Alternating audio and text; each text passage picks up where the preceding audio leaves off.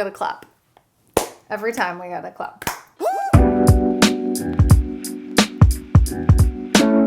Welcome to our Q&A show, #AskLiveLeanTV. What's up, guys? Welcome back to another show. We're doing questions on fitness today, right? Specifically workout-related questions is what we asked for on our Insta story today, and you guys delivered, as you always do, so we're going to dive in. Yeah, so we want to make...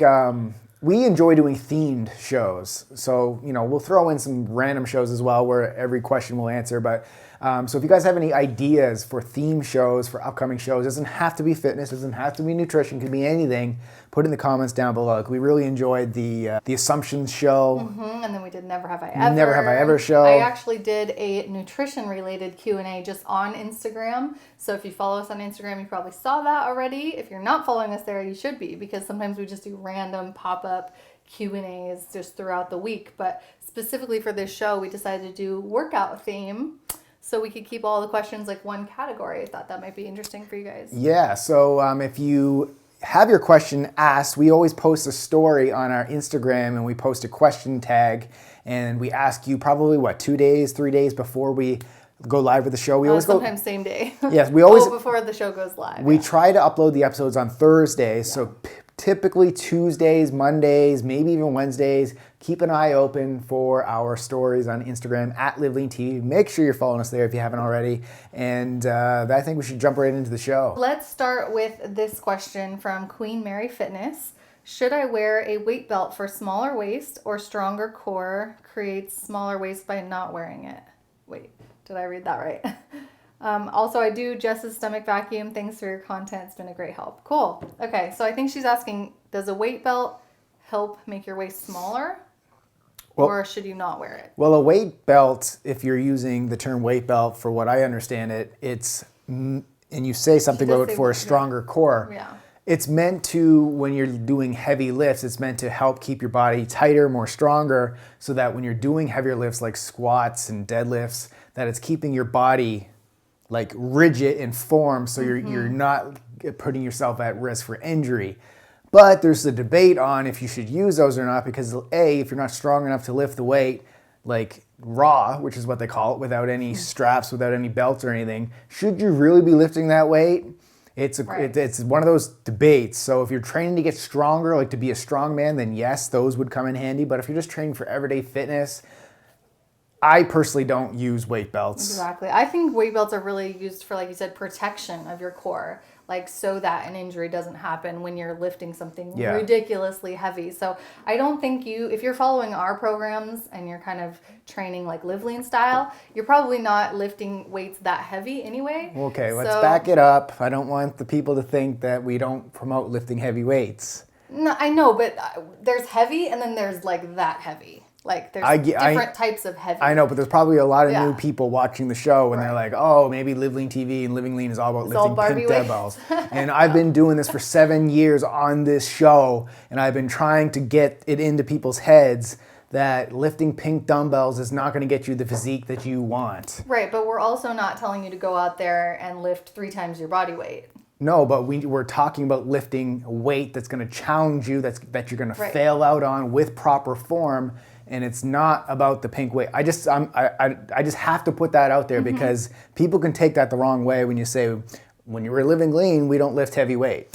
No, I didn't. Okay, did it sound like that? I didn't mean it like that. Maybe. Yeah. I just obviously meant like that extremely heavy. You're not lifting heavy weights to that extreme. I obviously understand what you said, but I'm saying put it in for context for everybody else out there who may be new to the show. Right. Because there's a lot of fitness people out there that promote light weights, never lift more than 3 because pounds. Yeah, they're trying to reach the mass audience and make it as easy and simple and as excuse-proof as possible. But I'm keeping it real. Like, we keep it real here on Live Lean TV, that if you want the physique that you see the celebrities have that you want to look like, or the people on the cover of the magazine, strength training with weights that's going to reach failure safely is the way to go. Yeah, safely, of course. But I feel like we've gone on a tangent with this question. But if your goal is to get a smaller waist, which it sounds like it is from this question, I don't think that, wearing a weight belt has really anything to do with that. It's like a different correlation of what a weight belt is for. Yeah, they may even be referring to those waist bands things. Trainer, yeah. That basically the corset around Which your is different stomach. than a weight belt. Which I'm not a fan of because like you're literally compressing all the organs in your stomach, and like your body wasn't meant to have that wrapped up like that for an extended period of times.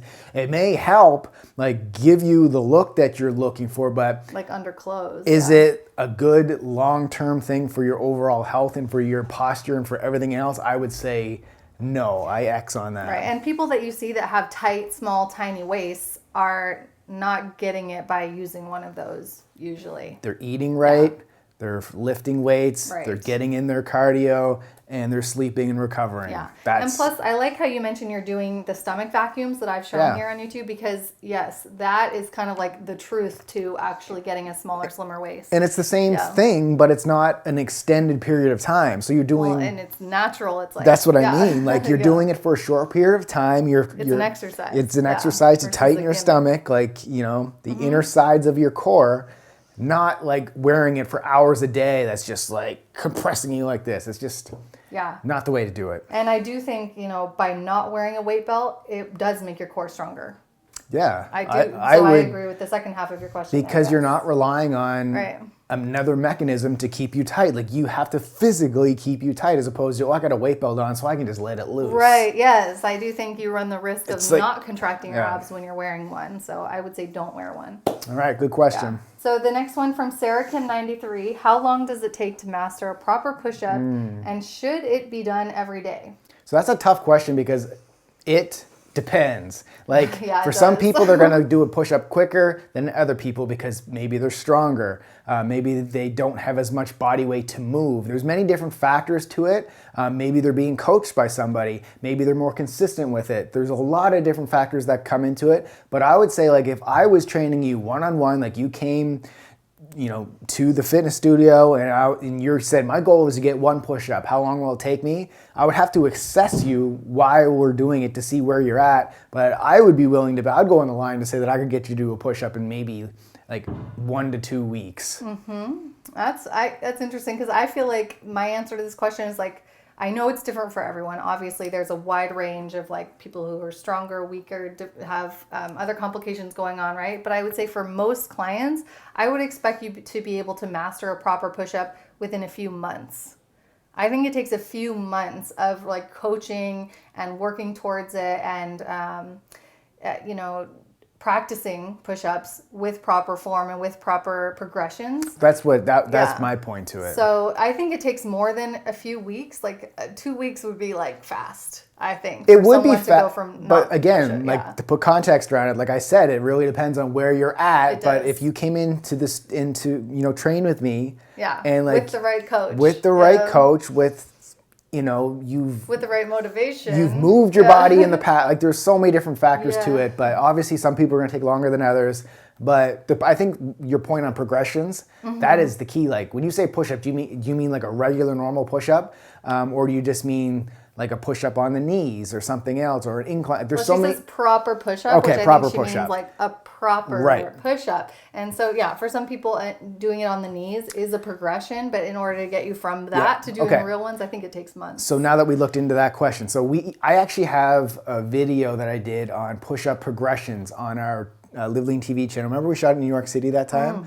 And I showed you different progressions to start from point 0 to get you to do your real regular form push-up. So I think you should go check that. Just go to liveleantv.com, search push-up progression, and you can see that video and it'll teach you how to do it properly. Yeah, I did one too on how to stop doing girly push-ups. Yeah, you did too. So we have lots of resources over on liveleantv.com. But I do think this is an important goal. Like don't just stick with the knee push-ups for the rest of your life. Like everyone should be able to do a proper push-up in my opinion. Yeah, I think it's important. I was referring to, I love these goals where people like, I want to do a pull-up. Yeah. I want to be able to squat my body weight. I want, like, as opposed to, I just want to lose weight. Yeah. Like I love like strength performance style goals. So big on you for wanting to master a push-up. So go check out those resources and we will get you there. The great thing is when you go after performance goals, you usually simultaneously reach your physique goals, it's a which great is kind point. of amazing. It's a great point.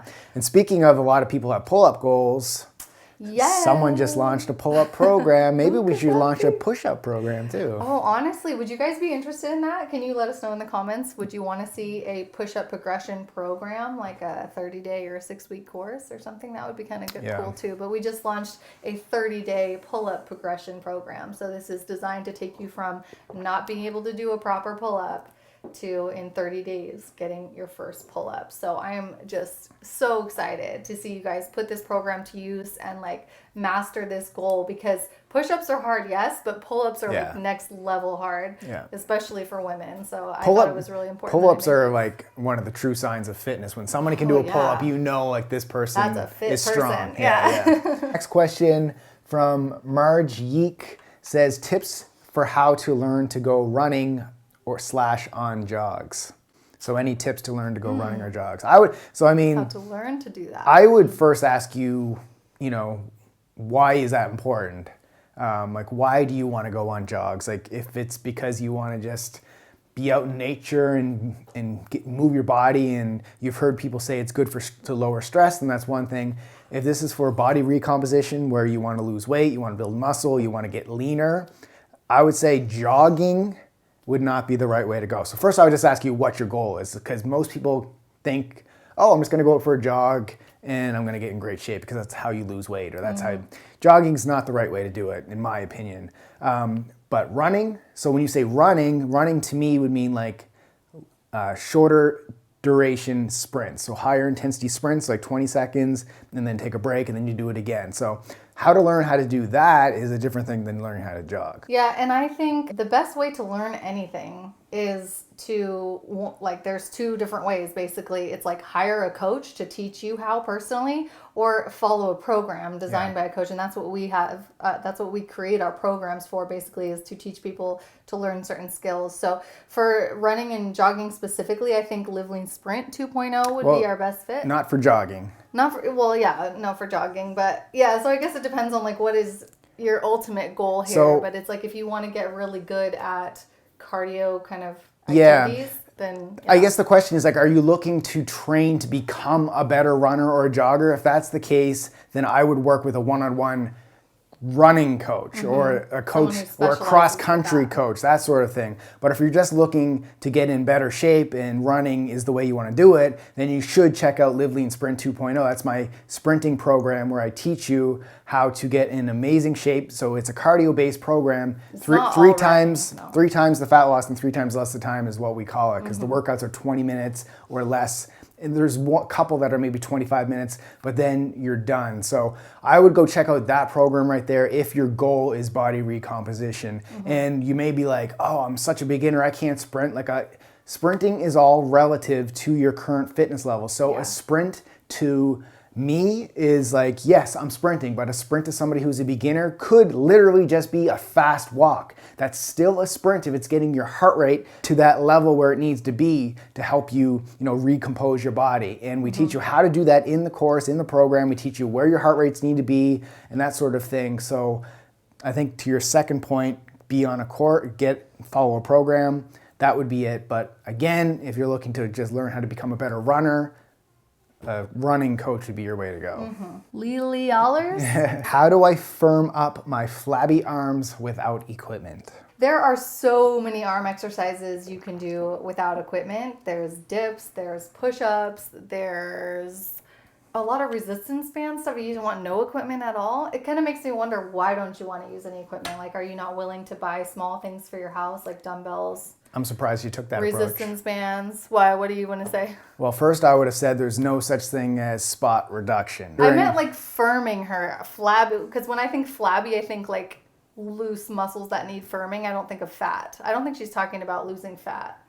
Flabby arms doesn't mean losing fat? How do I firm my flabby arms? So I'm guessing you don't want to lose weight in your arms, right? You just want to tighten up the muscles, right? That's how I took the question. I don't, but I'll let you. Like I get what you're saying, because like if you did want to lose weight in your arms, arm exercises are not the way to do it. Like, so that the funky chicken is not going to have you lose arm fat. Yeah. So like we always have to put that out there, that spot reduction. And what I mean by spot reduction is it simply means you can't be like, I got flabby triceps, so I'm just going to do as many tricep exercises as I can to lose that fat on the back of my arms. It doesn't work that way. That works for, like you said, for building muscle. So if you want to build muscle in your biceps, then bicep curls. If you want to build muscle in your tricep extensions, that works. Like when you're trying to target a muscle group, but targeting a fat area on your body does not work. So your body loses fat, just overall fat.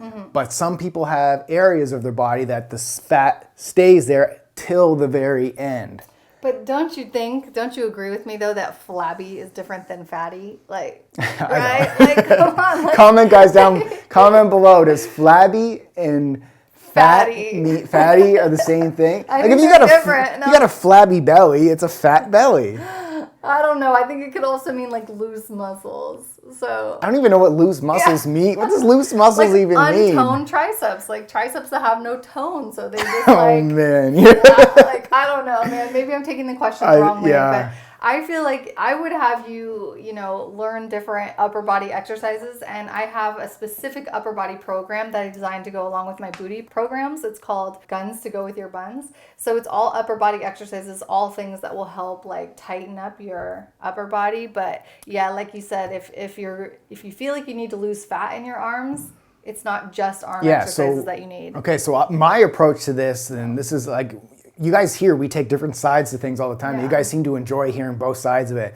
So my side to this is more full body exercises that's going to help you burn the most fat because you're incorporating more muscle groups. So compound exercises. So for instance, like squats and burpees, and I know you said no equipment, but you can still do body weight squats. You can do burpees. You can do jumping jacks, like just full body movements where you're incorporating more muscle groups. That's going to help you burn more overall calories, which is then going to burn body fat and then eventually get to the fat on the back of your arm. So the program that I would recommend you go try out is livelean15.com. That's my 15-minute program where it's a follow along. You're training right alongside me. It's only 15 minutes, but since it's 15 minutes, we got to go, I don't want to say hard because there's different levels to it. It's basically scalable. So if you're not as advanced, you can stay at another level. But you have to give it your all. But you got to give it your all because it's only 15 minutes. So that's a program, and we can link that up down below. But your program is great if you want to take the approach where you want to shape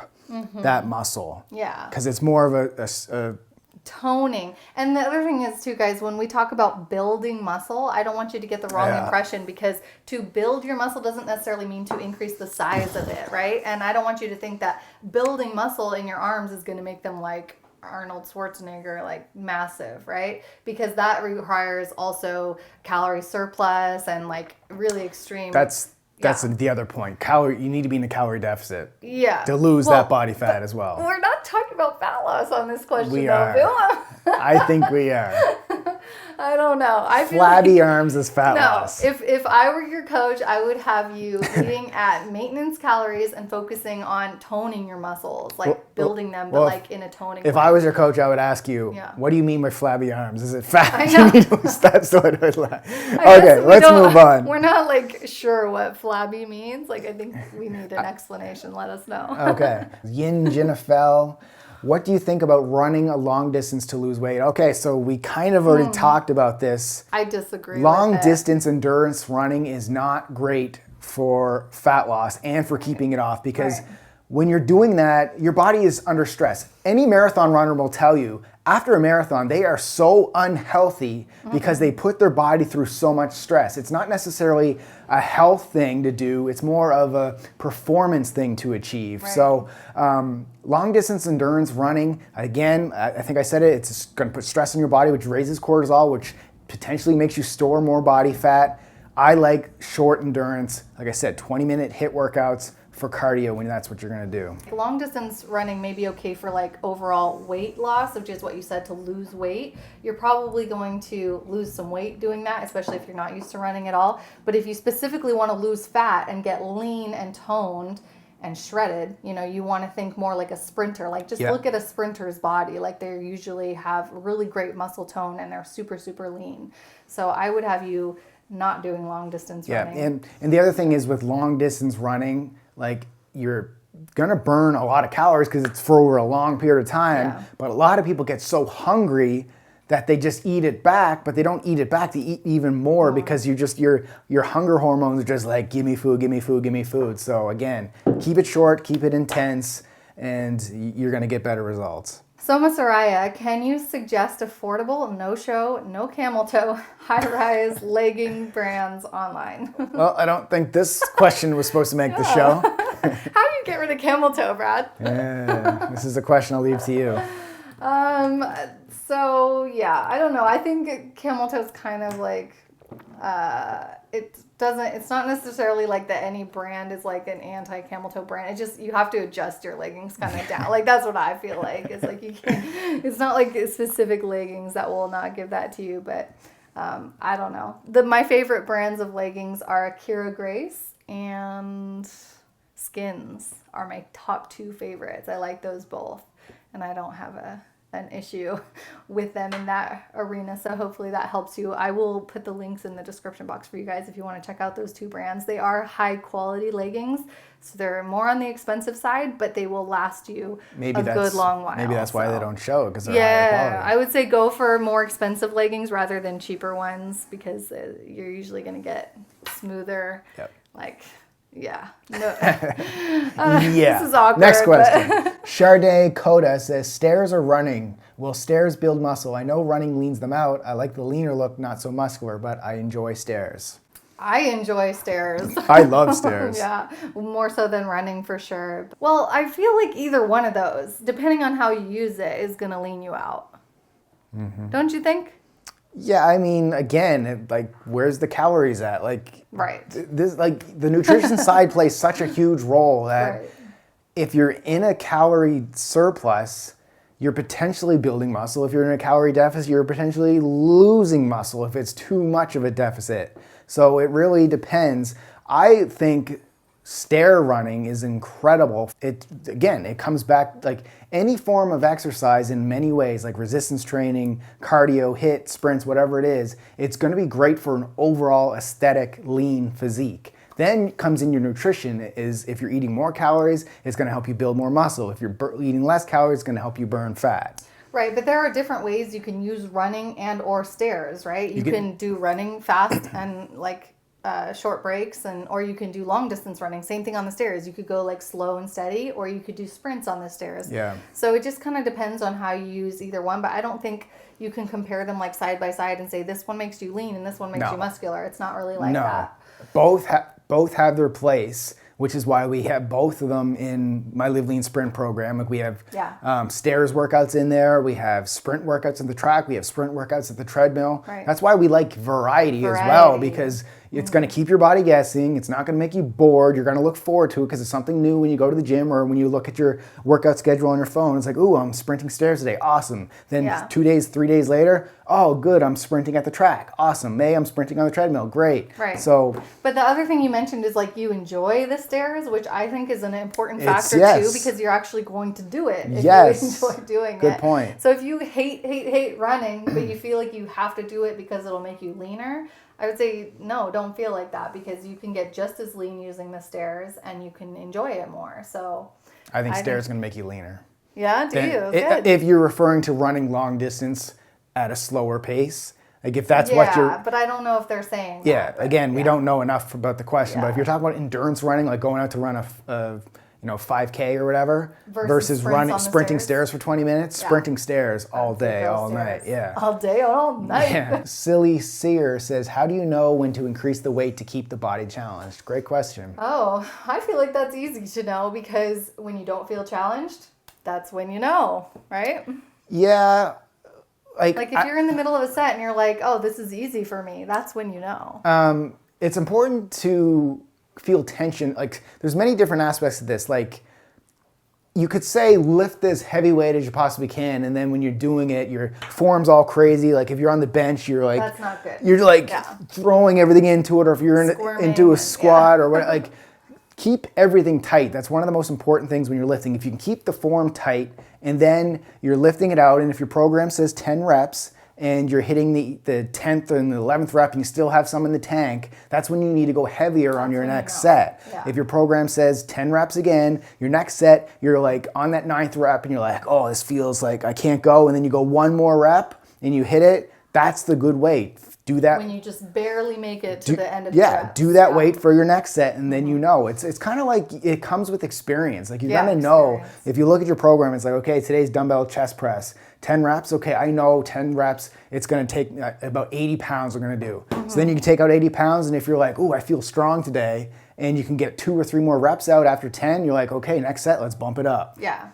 And I do think that a beginner, it's going to be so much harder for you to know, like, when. I mean, that's a great, like, beginner question. Like, how do you know? Like, I think it took me a long time to figure that out. But after some time and some experience training, you just know. You just know. You can feel when you're in the right tension zone and when you're not. Yeah, so I would say first focus on form first, especially if you're a beginner. Like, make sure your form is, I'm going to say on point, but I know you're a beginner, so it might be a little bit sloppy, but just make sure that it's, like, you're not ignoring safe. it. Yeah. That it's safe. And then start to add the weights on once you feel like the form is a little bit tighter and you're safe. You're feeling it in the muscle as well. You're not feeling it in the joints. Like if you're just throwing weight around and it's like, I don't know where I'm feeling this, or I'm feeling it at my elbow, or feeling my wrist. The wrong places. Yeah. Lower the weight, slow it down, make sure you're contracting the muscle to move it. Like come down and then like it's a chest press, initiate the chest, and then press up, bring the elbows together. There's so many different coaching cues, but that's one of the things you get with our programs as well, is that we have exercise demo videos for all the exercises